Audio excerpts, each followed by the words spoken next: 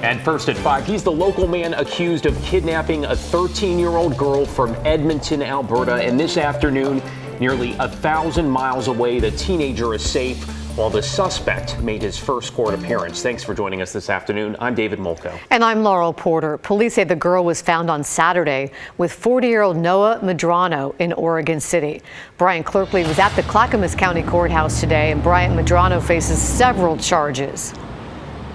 He does, Laurel, and he has a $500,000 bail. He appeared in this court virtually this afternoon. He faces sex abuse and kidnapping charges, to name a few. He also faces charges in Canada. Police say that he lured the girl from Canada to here in Oregon.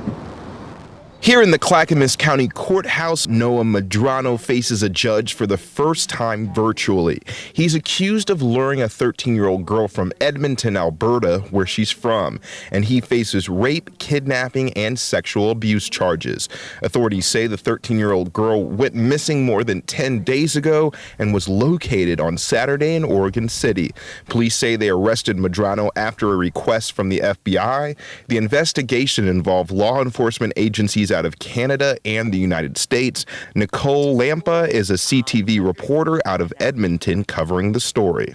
This girl, she went missing on June 24th. She was actually reported missing after she had went to school on a school bus to her junior high school, but she did not attend class. Lampa says flyers went up in Edmonton around the area the girl went to school. Hundreds of people canvassed neighborhoods, and there was a lot of community effort that went into finding the girl.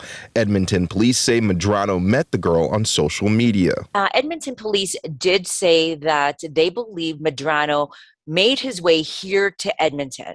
And a few days after the young girl went missing, he was then seen, they believe, in Mission, British Columbia for a few days. And then a few days after that, that's when the FBI, Oregon City Police, and I believe Edmonton Police tracked the both of them to Oregon City. The teen has been taken to a local hospital, and authorities are making arrangements to get her back to her family. Global News reported the family posted on social media they're on their way to the Portland area to pick the teenager up. In a phone interview with Global News, the father of the victim had this to say. She's 13, but, I guess as a parent, you always see the baby in your child, and, she really needs her family right now. The manager of Portland-based station KBOO said there was a man by the name of Noah Medrano that volunteered at the station. Volunteers usually produce their own shows, and Medrano was let go after a segment aired with sexually explicit content. KBOO declined to do an interview. In a statement, the Medrano family said no words of theirs will ease the trauma that the young victim and her family have endured. They do love Noah unconditionally, but they do not condone, excuse, or minimize these acts. Laurel, David. Oh, we're so thankful that the victim is safe now. Thank you, Bryant. 7 people have now died in the mass shooting at a 4th of July parade in the Highland Park suburb near Chicago. The victims are now being publicly identified, and that includes Irina and Kevin McCarthy, who were at the parade with their 2-year-old son, Aiden. He was found alone on the street after both his parents were killed. There is a GoFundMe to help him and his family, and it's already raised more than $660,000.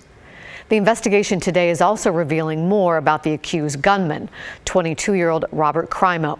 Investigators say he fired on the parade from a rooftop and then used a disguise to blend into the crowd.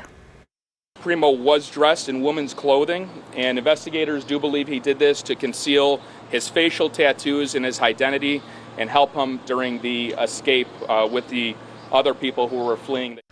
Crimo was caught hours later after a short chase. Authorities say he legally bought the high-powered rifle used in the attack and other weapons. That's despite police being called to his home twice in 2019 for making suicidal and violent threats against his family. The mass shooting, like many others in the U.S., is once again prompting calls for stronger gun laws. And that shooting outside Chicago, far from the only case of gun violence on the 4th. 2 children were shot during a celebration in Indianapolis. Police say a driver pulled up and opened fire while they were playing in a bouncy house. Both kids are in critical condition and no arrests have been made. In Philadelphia, 2 police officers were shot during an event. Both were treated and released from the hospital. The suspect there is also still at large. A 4th of July celebration also turning tragic here in Oregon when a van drove into a crowd on the southern Oregon coast, killing 1 person and injuring 3 others. Now, witnesses say the driver appeared to be passed out behind the wheel. This was at the beachfront RV park in Curry County. Police have named him as 66-year-old Paul Armenta of Brookings. Armenta was taken to the hospital. Police say they are still investigating the cause of that crash. Tenants at a North Portland apartment building say people experiencing homelessness keep breaking into their building and making them feel unsafe. Blair Best joins us now, and Blair, these tenants say they're living in dangerous conditions. Well, unfortunately, Laurel, this situation isn't uncommon. Families feeling as if they're trapped in rundown apartments, people who live on the streets breaking in for a place to sleep, and the tenants unable to afford a way out. Well, that's the case for many who live in the Kentwood apartments in North Portland. They say people off the streets are breaking in on a regular basis, some now afraid to leave their apartments because of it. The building is run by Capital Property Management, a locally owned company. Since taking over ownership in 2021, they have records of 4 instances of unauthorized entry into the apartment building. They've notified residents not to let anyone in the building, rekeyed the building twice, disabled the intercom to prevent potential easy access, and installed active alarms. But tenants say it's not enough. They are shooting up in the commissary bathrooms. They're using the kitchens. They're sleeping on the stairs. They're bringing their animals in. You still have a lot of people that are coming in the building.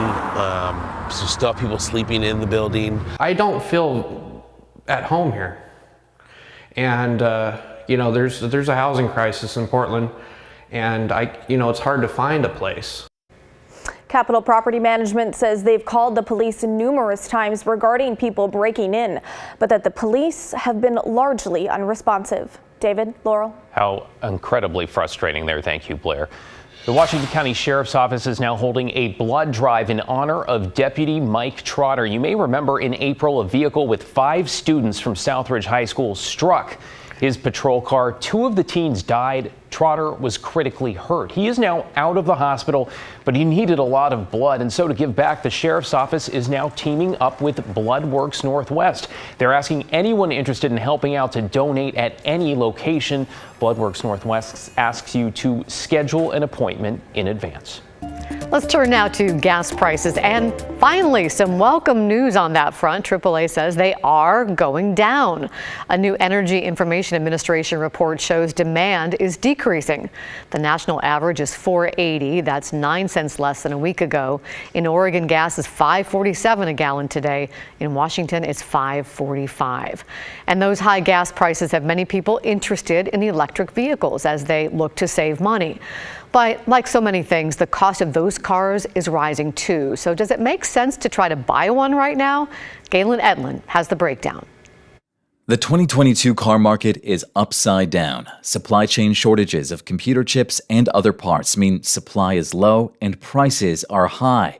Some people are even raking in extra cash for used cars. Flipping them for more money than they're worth. Derek Wing with Pemco Insurance says, with rising gas prices, a lot more people are looking to electric and hybrid vehicles. They're a tough ticket right now. A Pemco survey in April 2021 showed about 1 in 10 drivers in the Northwest had an EV or hybrid, and 65% would consider one for their next car. And since then, gas prices have exploded. So that EV buyer competition is likely even higher now. There is an aspiration and a hope for people in the Northwest to get electric vehicles. Now it's just a matter of, can they afford them? Can they find them? And that comes back to supply. Are people having difficulty even finding vehicles in this market?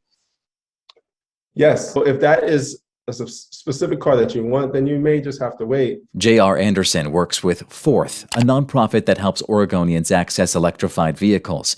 He says if you want a particular make and model, especially new, you could wait a while. 6 to 12 months to get your new vehicle. But he says if you're willing to be flexible, groups like Fourth can help you find other EV options.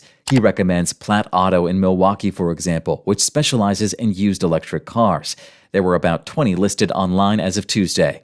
New EVs and hybrids also tend to be thousands of dollars more than their gasoline counterparts, so Fourth helps buyers find state rebates, federal tax breaks, and incentives from local power companies. That can cut your upfront costs by thousands of dollars. Once you cross that line, life gets so much easier. EVs also have this advantage. The service cost might not be as much. You don't have to do oil changes. PEMCO says insurance on any newer car tends to be cheaper too because of enhanced safety features. With EVs, you'll also want to factor in power cost. From $30 to $60 a month for electricity. Overall, the cost per mile of driving electric is cheaper than the average gas-powered car, but it will take you more work to lower the upfront EV costs and have access to charging. And if your heart is set on a particular brand right now, you might want to consider waiting a little bit. I think that will change. It'll go back to normal at some point. The experts say they can help guide you through a market that's upside down. Galen Etlin, KGW News.